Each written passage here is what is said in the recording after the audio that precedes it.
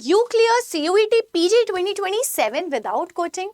And ultimate answer is yes, absolutely yes. इस दुनिया में ऐसा कौन सा काम नहीं है जो हम खुद से नहीं कर सकते, बट क्या आपके पास right resources, right study plan, right strategy and right mentor है जो आपको गाइड कर सके, या फिर आपके पास उतना डेडिकेटेड टाइम है कि आप पहले ये सारे रिसोर्सेज ढूंढें और उसके बाद मेहनत करें, या फिर क्या आपके पास एक ऐसा मेंटोर है जो एक्चुअली में आप अगर कोचिंग में इन्वेस्ट करते हो तो वो आपको बिल्कुल आपकी ड्रीम यूनिवर्सिटी तक लेके जाएंगे।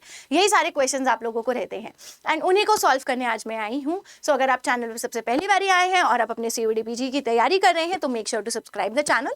मैं हूँ मुस्कान गुप्ता, आपकी CUET PG mentor and I teach psychology, but अगर आप कोई भी सब्जेक्ट के लिए हैं तो ये वीडियो आपके लिए है। भाई देखिए, शुरू करते हैं। तो सबसे पहली चीज होती है कि मैं आपके साथ ये डिस्कस करना चाहूंगी कि अगर हम सेल्फ स्टडी कर रहे हैं, ठीक है, हम जो है बैचलर्स से मास्टर्स की तरफ आ रहे हैं, और अगर हम सेल्फ स्टडी कर रहे हैं तो एक स्टूडेंट का प्लान जो है एक दिन कैसा दिखना चाहिए। आप जो है कॉलेज से आएंगे, कॉलेज से आने के बाद आप लोगों के पास थोड़ा सा फ्रेशन अप होके टाइम रहेगा जहाँ पे आप सेल्फ स्टडी करना शुरू करेंगे। बिना किसी कोचिंग के आप लोग यहाँ पे पढ़ेंगे। आपके पास NTA ने एक सिलेबस दिया है, वो प्रेजेंट है।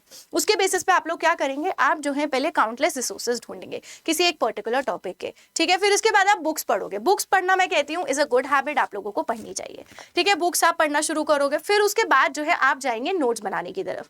फिर आप सोचोगे कि ये एक आपका पैटर्न चलेगा, फिर आप सोचोगे अरे रैंडम कोई यूट्यूब वीडियोस आप ढूंढोगे, वहां से आपने पढ़ा, 4-5 जगह पे अलग अलग टीचर्स के रिसोर्सेज से आपने पढ़ने की कोशिश करी। फिर इसके बाद जो है आपको कम से कम नहीं तो 5 घंटे देने होंगे जहां पे आप डेडिकेटेडली अपना एक सेल्फ स्टडी प्लान जो आप फॉलो कर रहे हो, जिसके अंदर आप टॉपिक को समझ रहे हो, फिर आप नोट्स बना रहे हो, फिर उसके बाद आप MCQs ढूंढ रहे हो, फिर उसके बाद आप रिविजन कर रहे हो। अब सेल्फ स्टडी प्लान में भी कोई बुराई नहीं है। हम लोग काफी टाइम से सेल्फ स्टडी करते आ रहे हैं, खुद से हम पढ़ते हैं, फिर उसके बाद खुद ही एक्सेल करते हैं, कोई बुराई नहीं है। लेकिन द ओनली पॉइंट इज जो मैं आपको सेल्फ स्टडी के टाइम पे कहना चाहूंगी कि आप जब प्रिपरेशन कर रहे हो तो जरूरी नहीं है कि आप मेरी ही वीडियो को फॉलो करो या किसी और चैनल का भी कर सकते हो, लेकिन always dedicate yourself to one particular resource. कोई एक पर्टिकुलर बुक को रेफर कर रहे हो तो उस टाइम पे उसी बुक को रेफर करो। अगर आप कोई एक पर्टिकुलर टीचर को फॉलो कर रहे हो तो उस टाइम पे उन्हीं को फॉलो करो, बिकॉज हर एक इंसान आपको मल्टीपल चीजें बताएगा।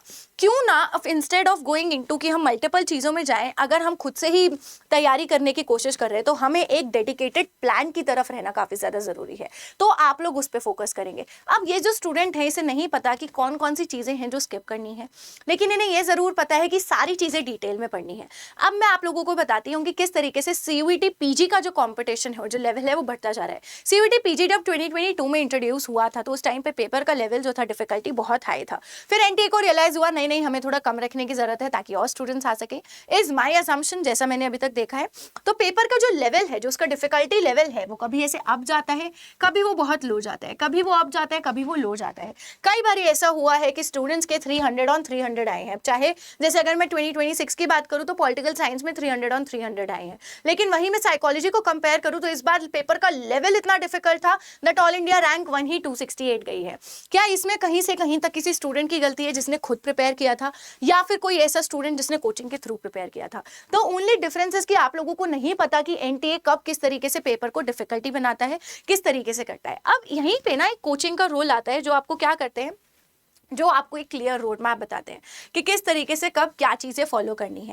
एंड जो सबसे इंपॉर्टेंट चीज़ होती है वो होती है accountability. They make you accountable कि आपको आके क्लासेस अटेंड करनी है।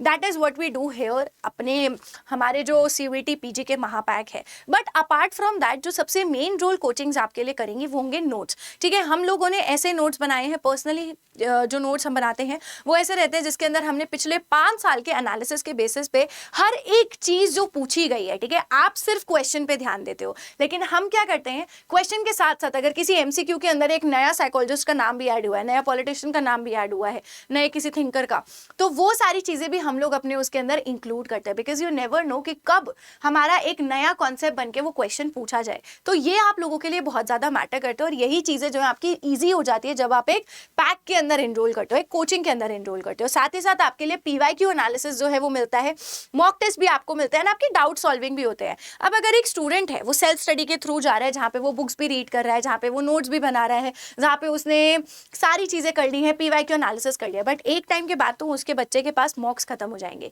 वहीं पे जहाँ पे कोचिंग होती है वहाँ पे आप लोगों को इतना एंडलेस मटेरियल दिया जाता है, आपको अकाउंटेबल बनाया जाता है। तो आप लोग अपने लिए चूज कीजिए कि आपके लिए क्या बेस्ट है, क्योंकि आप लोगों के ऑलरेडी बैचलर्स के सेमेस्टर एग्जाम्स चल रहे होंगे, या फिर ये हो सकता है कि आप लोगों की रिसर्च डिसर्टेशन भी चल रही हो। तो उस टाइम पे आप लोगों के पास ऑलरेडी इतना टाइम नहीं होगा कि आप मल्टीपल बुक्स को रीड करो, मल्टीपल नोट्स बनाओ, फिर उन नोट्स को रिविजन करो। तो इससे बेटर ये रहता है कि आप कोचिंग में एनरोल करो। That is up to you, दोनों ही तरीके से आप एक्सेल कर सकते हो, बट राइट अप्रोच आपको किस तरीके से फॉलो करनी है वो आपके ऊपर डिपेंड करता है। अगर आप CUET PG साइकोलॉजी की प्रिपरेशन कर रहे हो तो उसके लिए मैं आपको पढ़ाने वाली हूँ, मेरा महापैक और फाउंडेशन बैच अवेलेबल है। अगर आपको कंफ्यूजन है कि किस तरीके से महापैक और फाउंडेशन काम करने वाला है तो आप लोग हमें कॉल कर सकते हो। ये जो है ये मेरी डेडिकेटेड टीम है, जहाँ पे आप मुझे कॉल कर सकते हो, मुझसे बात भी कर सकते हो।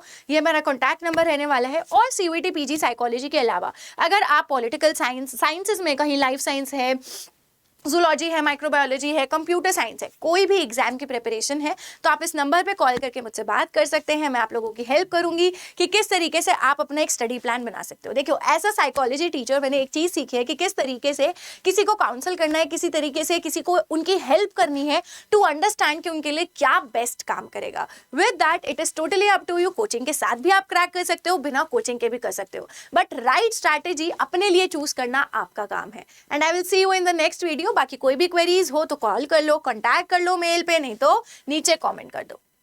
All the best.